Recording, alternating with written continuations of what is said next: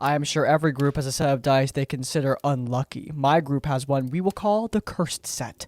They are rather unassuming, a set of brown wood dice stained with color. The strangest part is, they just showed up one day. One of my friends has a tin set of dice. It has a couple sets missing, bulk dice, etc. So we at first thought this came from there, only I got bored and sorted out this tin on occasion. They were never a part of it before. Now, as for the reason we call this dice set cursed, it's because of the first time they were used after they showed up. That time, a player's character died. Then, the first time our DM used it, it was almost a TPK with all the high rolls and crits, and he rolled out in the open as a way to build tension and to prove there was no number fudging. We now isolate the set, but keep it around as a strange memento and set piece. Sometimes the horror stories aren't caused by people. Sometimes horror stories are caused simply because the eyes of Lady Luck do not gaze upon you favorably. Does quarantining this cursed magical dice set help? I mean, it certainly doesn't hurt, right?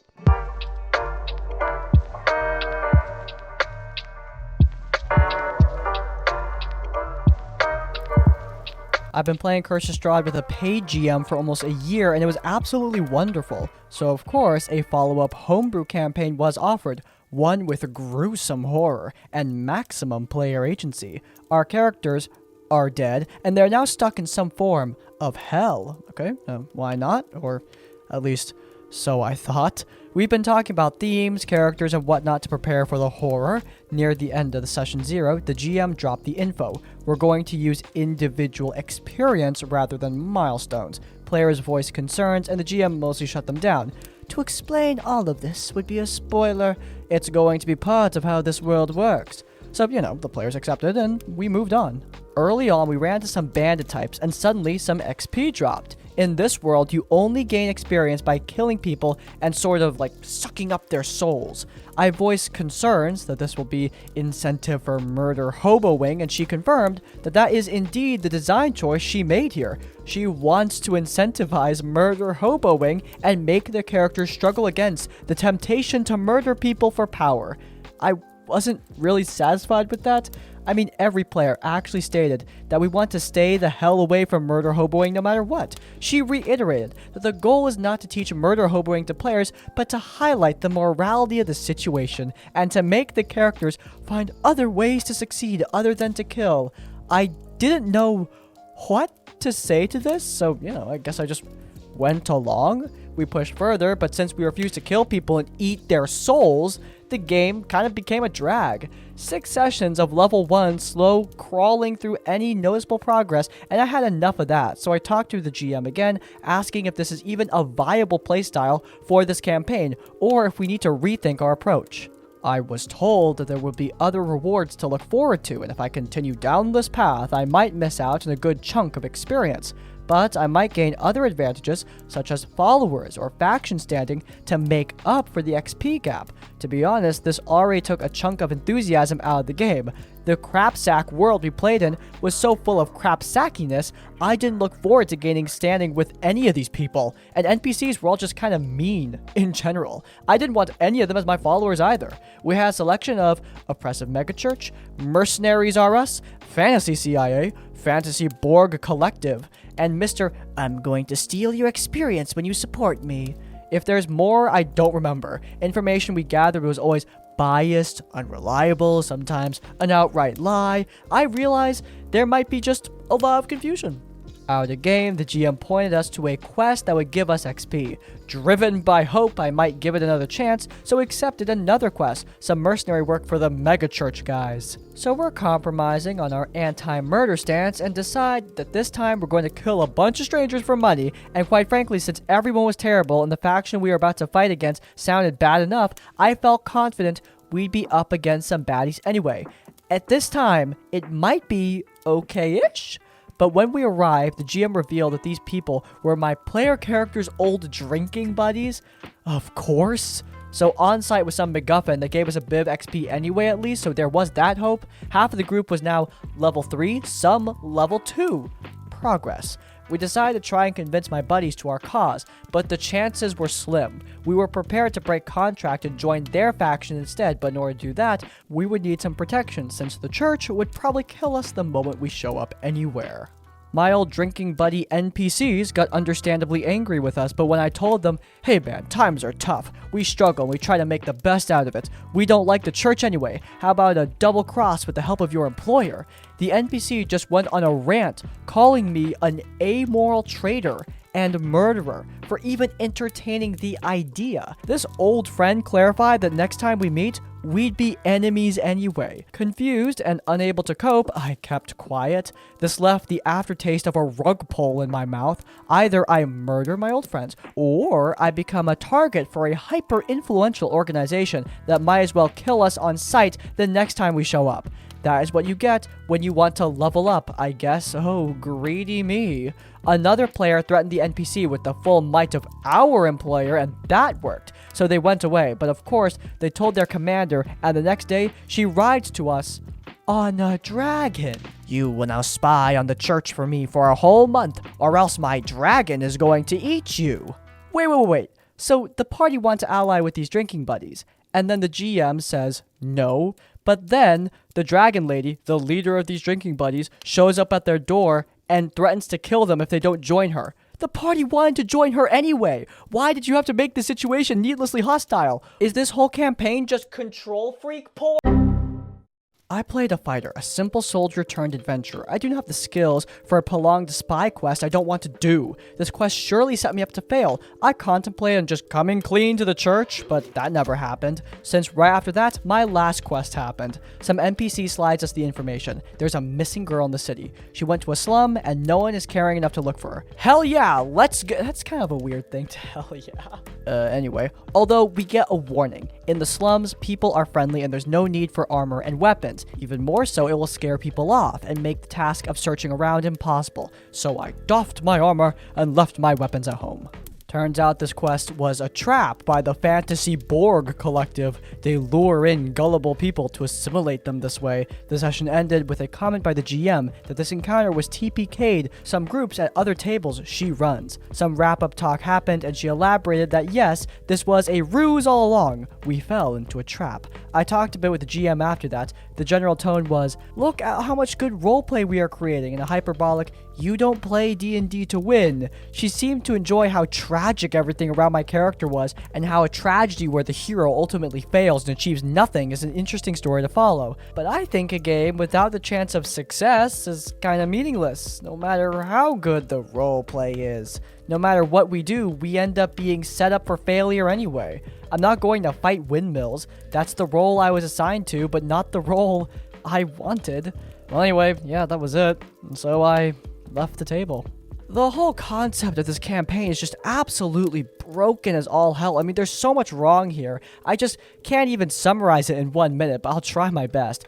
D&D, yes, is not a game you're supposed to win, but we use that moniker as a way to describe players who are trying to beat their DM or beat their fellow players, trying to get the high score and damage, stuff like that. You're not playing D&D to win in that sense. You're playing D&D to tell a good story. And frankly, a story where the players can have no effect because they're just doomed to fail, I mean, at that point, like the OP said, why would you even bother playing? Hell, let's look at Cosmic Horror as a great example of why this doesn't work. The video game Bloodborne and the RPG Call of Cthulhu, these games take place in worlds without hope. Worlds where your characters can't really save anyone from the cosmic horrors of the universe. But even there, you can still accomplish stuff. Your actions can still matter on a meta level. You can make choices in Call of Cthulhu. You can kill bosses in Bloodborne. Yeah, from a universe narrative standpoint, you're not affecting much good, but even in these worlds without hope, players can still do stuff. Here, we see someone trying to emulate that, but doing it to a degree that just makes the game unfun and pointless, and worst of all, boring. And yeah, even in the Lovecraft universe, that does not work. Back in the 90s, a mutual friend of our D&D group named Brad suggested running the FASA Star Trek RPG for us at his house. He'd bought the books months earlier and hadn't played them yet. Most of us were fans of Star Trek The Next Generation, and all of us were and are nerds, so of course we agreed. As a longtime DM, I suggested a session 0 where we decided which era of Star Trek we would play. We created PCs and figured out what kind of campaign we would play. The concept we pitched to Brad at session 0 was to have a prototype reconnaissance ship in the next generation era, with a cloaking device that could explore new worlds without starting wars or violating the Prime Directive. GM Brad agreed, and the condition was that the Klingons knew we'd stolen the cloaking tech and were out to take it back. That's an awesome plot point. We would also be at the furthest reaches of Federation space, so Brad could feel free to throw anything at us and homebrew a full campaign. For a first-time game master, Brad was pretty good. He wrote a couple great adventures and managed our shenanigans for a few months of the campaign. There were several great storylines going, and I enjoyed the change-up from being a forever DM. We'd even encountered Q, a godlike cosmic being, which was a fun connection to the show. One adventure, though, we managed to evade our Klingon pursuers with quick thinking and cloaking. Our party's chief of engineering managed to kill the engines and redirect power to life support and cloaking, meaning no exhaust would be present to locate our ship. Hell yeah, STVI, undiscovered country. For some reason, Brad seemed pissed at this outcome. Best guess is he wanted to run a ship-to-ship combat, he never said. For our part, the recon bird would have been absolutely wrecked by a Klingon bird of prey, so we hid. Brave? No, but it was smart. The adventure ended with us avoiding the BBEG through suspense rather than action. It was an awesome session. The next session, not so much. Brad kicked off by announcing that the Federation was canceling our prototype project and we would need to return our ship to Federation space. The USS Archangel would be decommissioned. The party was floored. We got over the initial shock, and the captain, aka me, did my best Kirk impression and gave the crew a motivational speech. That boiled down to, we've risked everything and proven the value of the Archangel and her crew. Any who wish to return to Federation space and get reassigned, shuttlecrafts are ready. But we're not going back. To hell with the Federation. We stay and finish what we've started. The crew are all in. Brad, however, was visibly pissed. You'd be hunting down. You can't be pirates! The party was all for going rogue, in-game and at the table. Brad takes a deep breath, and the next thing we know, the Borg show up and catch us in the open. We weren't fast enough to run, and we definitely weren't strong enough to fight. For every plan we pitched, Brad had a reason it could not work. Well, what are our options? You could call Q, Brad said. We debated since Q is basically a trickster god. Finally, we decided, well, I guess that's our only option. Q arrives and somehow launches our warp core at the Borg ship, destroying it in a fantastic explosion. But it also stranded our ship in deep space with only impulse engines. Brad told us that without the warp engines, we would be months away from the nearest station that could repair our ship, and without the warp core, we wouldn't have enough power to use the cloaking device ever. We tried to bargain with Q to no avail. We were just sitting ducks. The session ended with the party feeling completely deflated, and Brad grinning smugly at how he'd railroaded his players and ended the campaign he'd done so well at building. Dude chose to burn it all down, rather than let his players just do something different. We also never played RPGs with Brad again, but the rest of us are still in a weekly D&D group 30 years later, so there's at least a happy ending. Okay, the premise of a rogue stealth ship running away from the Federation on a rogue exploration mission to finish what they started. That's so awesome and cool. And how did the DM not see the opportunities there? Now look, I get it. When you're a dungeon master, you have a vision for the campaign and you have a certain direction you're pretty sure it's going to go, and sometimes we can get really attached to that direction. However, when the players are so palpably excited about another direction, I mean seriously, they gave a whole motivational speech rallying up the crew. That's a major thing. I mean, if there's anything that is rare in roleplay, it's actually good motivational speeches. How many players can actually pull that off well enough? But here we see players who are dedicated enough to actually do it, to roleplay this motivational speech, to pump up the crew, to go rogue. But the DM just didn't let them and killed the campaign instead, which, yeah, don't do that. At the very least, talk to them about it. If you have another direction you think the campaign should go, try to pitch it in some way. You don't need to spoil the whole story, but at least give them an idea of where you're trying to take them so they know what you at least are trying to do. Because here it just looks like you're crapping on their good idea, which frankly is exactly what the DM is doing, and it's not good at all. Alright, so this was around the start of the pandemic, and I was desperate for a D&D game as all of mine had been halted. I had stumbled across a Discord server, and one DM was advertising their campaign with one spot left open. I leapt at the chance to play again, and instantly messaged him if I could join. He gave me the okay, and I gave him my character idea. Basically, it was a halfling bard turned changeling after a mask had possessed her. He gave the go-ahead, and I asked what the world lore was so I could better fit her in. This is the first red flag, as he said that the less I knew, the better. The only thing is, it's not like a Curse of Straw deal where you aren't from there. He has all choose where in the world we were from and where our characters were born. Besides that, we were given no other information. In the coming weeks, Session 0 rolled around, and it turned out that I am the only person in the group other than the DM who has played before. This is fine. I love it when people are discovering the game and I can help them out, but keep in mind I am a player, not a DM. For most of the time, the DM does nothing to help them other than providing where they can fill out their sheets. I had to step in and help them figure out the rules of, making the characters and how to roll on the dice bot. Finally, the party was made. Me, the Changeling Bard, Suave Tiefling Fighter, the Aqua Elf Warlock. It was a small party, but hey, we were balanced enough. When Session 0 rolled around, it started with us waking up in jail cells. All of us had been arrested for various crimes. We were going to be executed this morning, and once the guard was gone, we began our escape plan. Going good so far. Tiefling was flirting with the female party members, but that was the only thing annoying me at the time. This was until someone teleported in to save us. We learned right away that this is Aqua Elf's employer, or at least some kind of higher up. So she grabs us and we're teleported into a castle in hell. Hell itself is basically our modern world with gadgets we have never seen before, except both the Tiefling and myself were born and raised there, and Aqua Elf worked there. We are led to a throne room where a giant of a man clad in intricately decorated armor sits. Sitting next to him were similarly important people, but only he was in charge. We come to learn that not only are they the most powerful beings in all the realms, slaying countless of gods before them, but also they are the DM's previous party. Not only that, but his old PC was, of course, the most powerful of them all. We are forced to serve under him and choose one of the old player characters to become the personal mentors of our characters. I choose one to do with trickery or something, and we're all given wings and a dragon each. Each day we had to dedicate time to either learn to fly or train our dragons. All of this before doing anything at all. Finally, we are sent on an actual mission. We are instantly surrounded as we are teleported over and are almost killed, only to have all the old PCs slaughter everyone for us and say she knew that was going to happen.